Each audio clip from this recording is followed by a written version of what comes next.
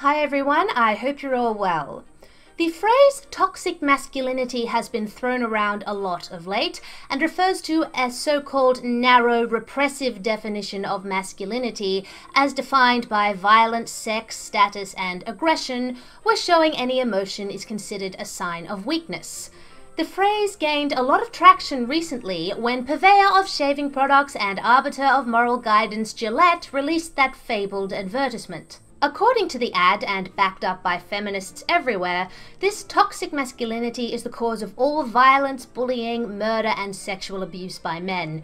It is portrayed as a cultural evil inherent to men, an original sin, if you will, that all men must spend their entire lives striving against lest they fall prey to the vile temptations of their intrinsic nature. The theory is that if we eradicate toxic masculinity, then all of the world's problems that happen to be caused by men will be solved, and we will finally reach that socialist utopia that the regressive left has been promising us. Of course, there has been a chorus of voices protesting this theory, including mine. However, let's hypothesize for just a small moment in time that toxic masculinity actually is a thing.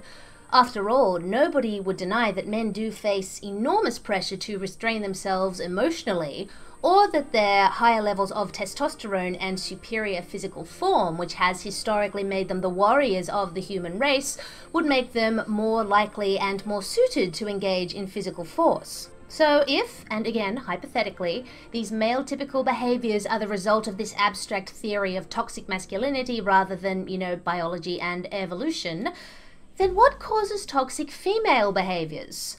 Believe me, there is definitely a pattern of behavior typical to women that is highly destructive. So while we're on the subject of toxic masculinity, maybe we should have a quick look at what could only be termed toxic femininity. First of all, let's get one thing straight.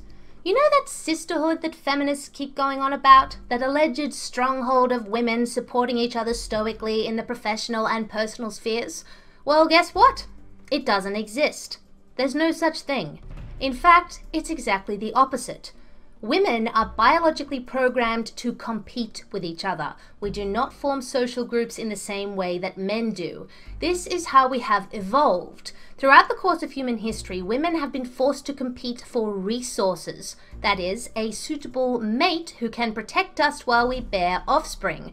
This goes right back to the days of the cavemen, when women had to find the man with the biggest club to protect the door of the cave while she bore and raised the kids inside. I'm home! This primal behavior begins in the schoolyard.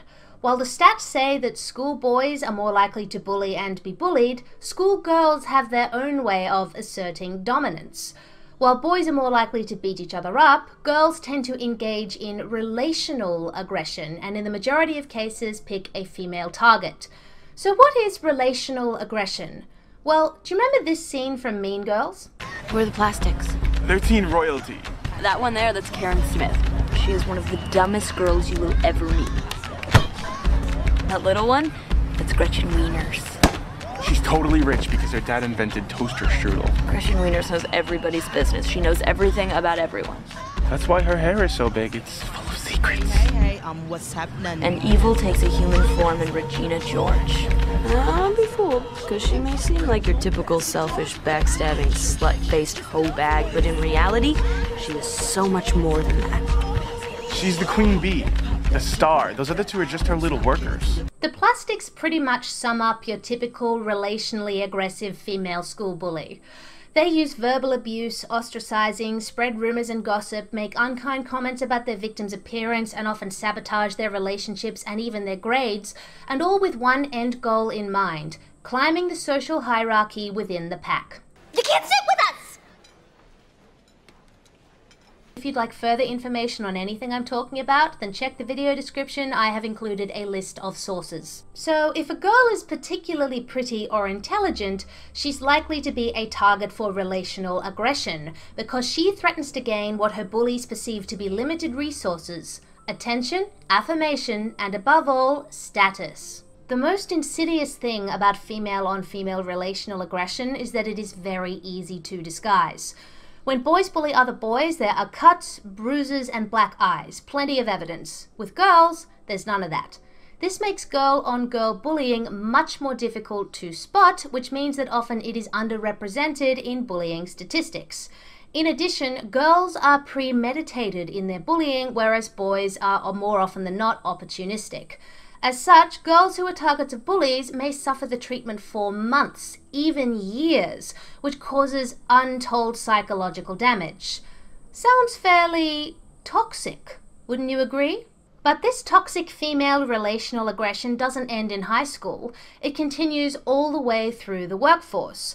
While most workplace bullies are male, which coincides with the fact that most workplace bullying comes from the top ranks, which are largely male, when women do bully in the workplace, they choose a female target in 2/3 of cases. This is known as Queen Bee syndrome. According to Cecilia Harvey in the journal Development and Learning in Organizations, I recently conducted a survey focused on women in the workplace and found that approximately 70% had been the victim of either workplace bullying or covert undermining by a female boss. Along with the approximately 70% who had endured the sting of the Queen Bee boss, 33% had been on the receiving end of a woman on the same level or below being unhelpful, holding them back, or undermining them. The objective of the office Queen Bee is to sabotage other women in the workplace, thus protecting the Queen Bee's position as top female, so to speak. This is particularly true of women in male-dominated industries, who are, ironically, even less likely to help their female counterparts than in workplaces with more of a gender balance. These women see limited opportunities for women at the top, so feel they are competing for apparently limited resources. It's known as the rope ladder effect. Women climb it to the top, then pull the ladder back up after them. Bye, bitch! Office Queen Bees use the same tactics as schoolyard mean girls.